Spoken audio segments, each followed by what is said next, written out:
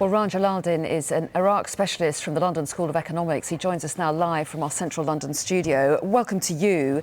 Ramadi is the largest city to be recaptured from Islamic State. What hopes that other towns and cities will follow?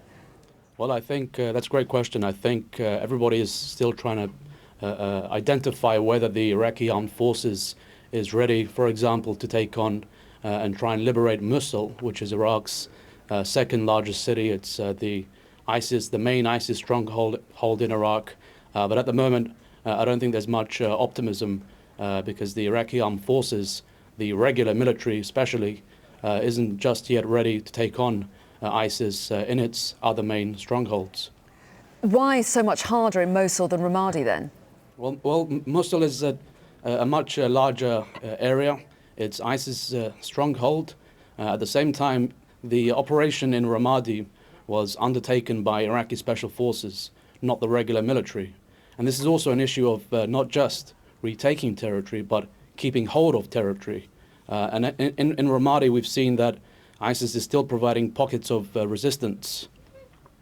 Well, yes, and how much are we learning? Clearly, our Middle East correspondent, Shireen Tadros, went into the city of Ramadi.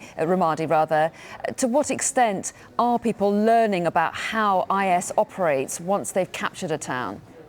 Well, the more you go into ISIS areas, I think the more we learn about how they operate. So your coverage just now provided us with more insight into the kind of weaponry they hold, the kind of tactics they use to consolidate their hold in a particular area.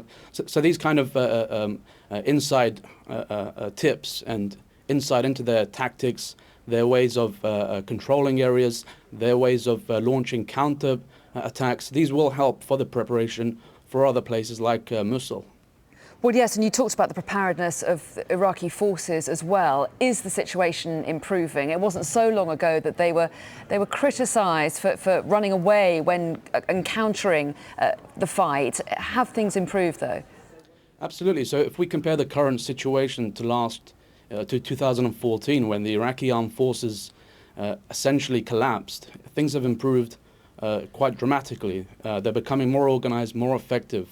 But at the moment, the reliance is too much on the Iraqi Special Forces. Now, this is the unit which was largely responsible for taking Ramadi back from ISIS. Now, you can't rely on this force for continuous operations because they are more offensive trained. They're designed for offensive purposes. You need a much more effective, organized, regular military to take on places like Mosul. I think there is some optimism for the future. At the moment, the momentum is shifting against ISIS, but at the moment, the reliance is also on the Shia militia groups as well. And these groups, even though they have been crucial to taking on ISIS, in a way make things worse because they create the space in which ISIS can flourish, because they're seen as sectarian, because they're seen as adversaries by the local population in places like Mosul, in places like Anbar or Ramadi, and so forth.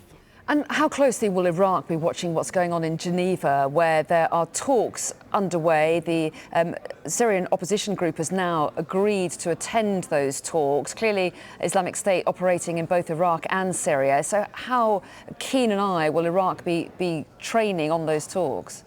I think they'll be focusing on Geneva very closely because ISIS was, in my opinion, able to take on or to seize Iraqi towns and cities because it was using the areas it controls in Syria as a launching pad. Syria is where ISIS's main apparatus is located. It's able to launch attacks elsewhere from Syria.